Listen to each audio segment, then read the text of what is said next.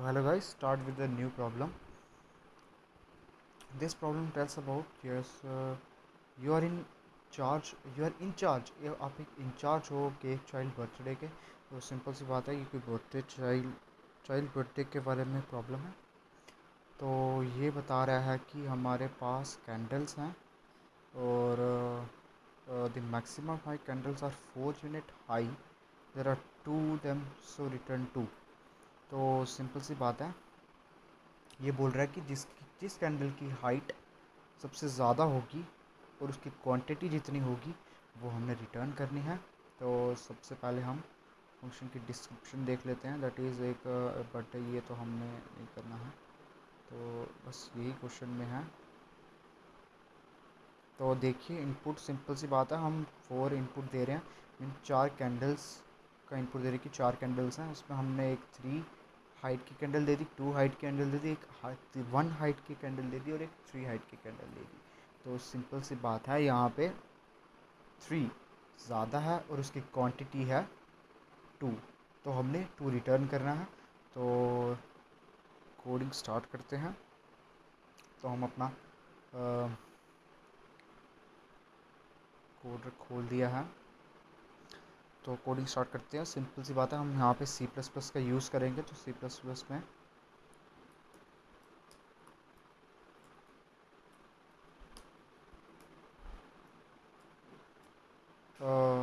हमें IO stream use नहीं करना चाहिए. हम सीपी की स्टैंडर्ड लाइब्रेरी यूज़ कर देते हैं. दैट जो हमें हर एक वैल्यू लेने की हेल्प करेगा. तो सिंपल सी बात है, hash include it's bits std c++.h. हमने अपनी हेडर फाइल ले ली है और साथ में अब हम अपनी कोडिंग स्टार्ट करते हैं. इंट मेन फंक्शन ले लेंगे. इंट मेन फंक्शन में हमें, जैसा कि उस फंक्शन में बोला गया है, कि हमें सबसे पहले हमें चाहिए कि हमें एक वेक्टर बना लेते हैं. वेक्टर से ये क्वेश्चन करेंगे. वेक्टर इंटीजर टाइप का वेक्टर, इसका नाम हम v1 रख देते हैं. और साथ में अब हमें वहाँ पे बोला है कि हमें वेक्टर में साइज़ देना है कि कितना साइज़ होना चाहिए. तो हम मान लेते हैं साइज़, हम एक इंटीजर साइज़ नाम का वेरिएबल डिक्लेयर कर लेते हैं जिसमें हम अपना साइज़ स्टोर करेंगे. तो sin से हम अपना साइज़ यूज़र से लेंगे. तो साइज़ हमने डिक्लेयर कर लिया है. अब हम वेक्टर में वैल्यूज़ लेंगे. तो सिंपल से हम फॉर लूप लगाएंगे. फॉर लूप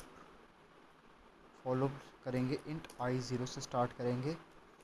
आई जब तक हमारे साइज़ से छोटा होगा तब तक आई चलेगा.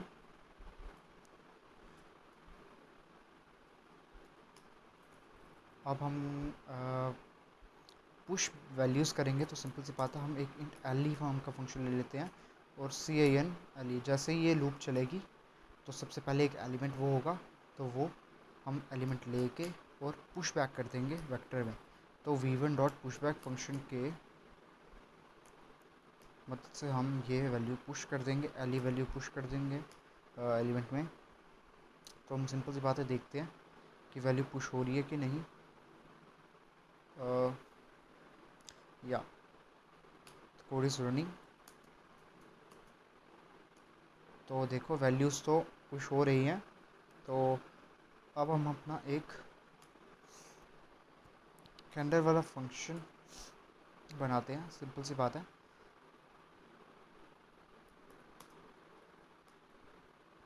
इन रिज़ल्ट में हम स्टोर करेंगे अपना कैंडल फंक्शन. कैंडल फंक्शन हमने ले लिया जिसमें हम अपना वेक्टर डाल देंगे. v1 हमने वेक्टर डाल दिया अपना. तो अब हम सिंपल कैंडल फंक्शन को डिफ़ाइन करते हैं. हमें एक इंटीजर वैल्यू चाहिए, तो हम इंटीजर डेटा टाइप लेंगे, इंटीजर कैंडल. अब उसमें हम अपना वेक्टर डाल देंगे. वेक्टर इंटीजर टाइप का वेक्टर है और नाम उसका हम v1 रख देते हैं. तो अब हमें क्या करना है, ये हमने कॉपी पास करी है वेक्टर की. तो सिंपल सी बात है, अभी हमने सिर्फ यहाँ पे हमें हाइट कैलकुलेट, देखिए हम हाइट कैलकुलेट करने के लिए फंक्शन डालना है.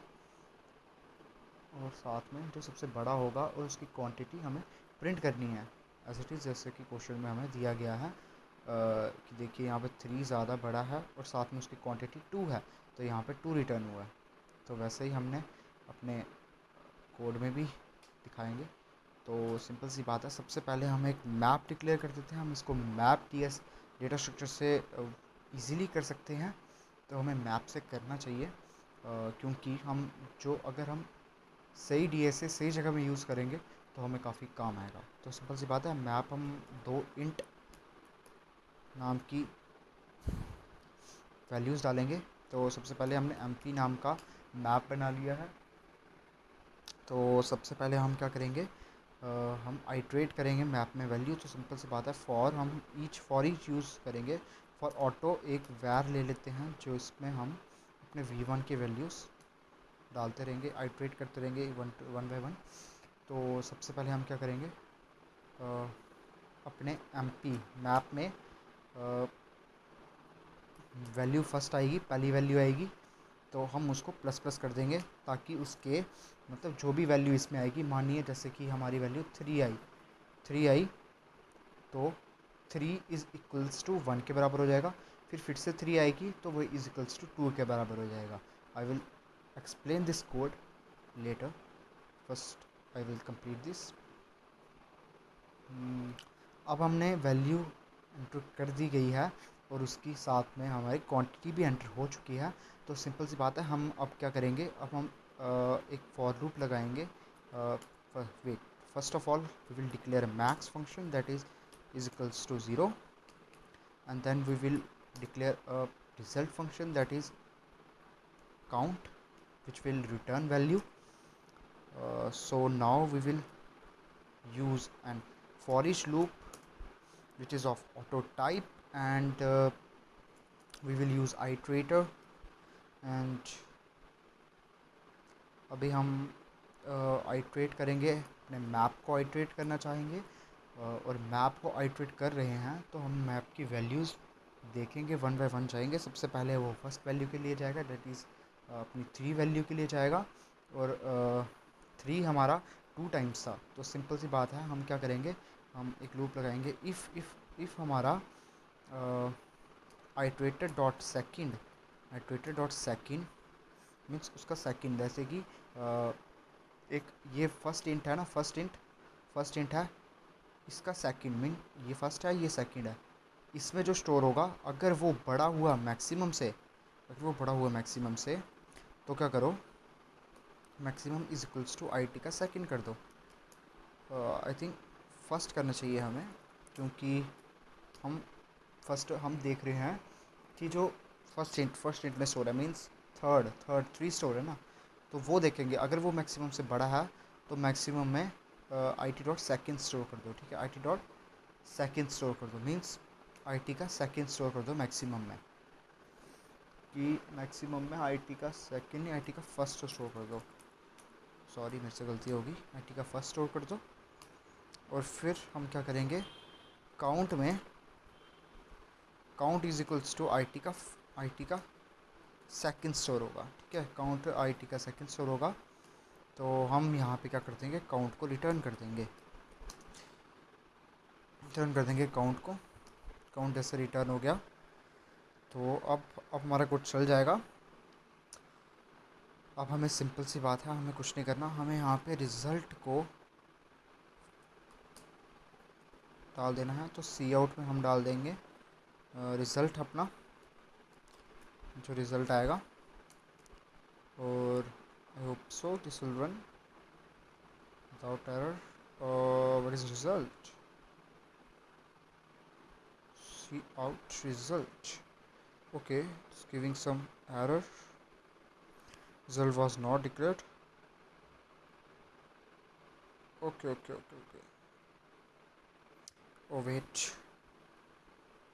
now it will run।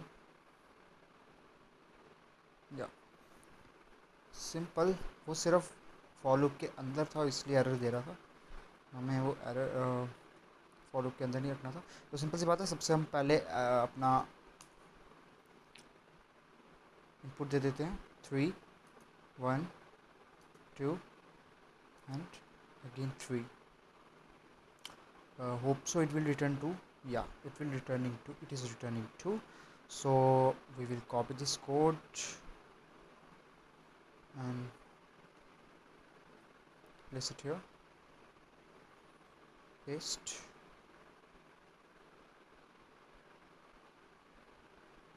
Yeah, it is passing our first test case, uh, returning 2.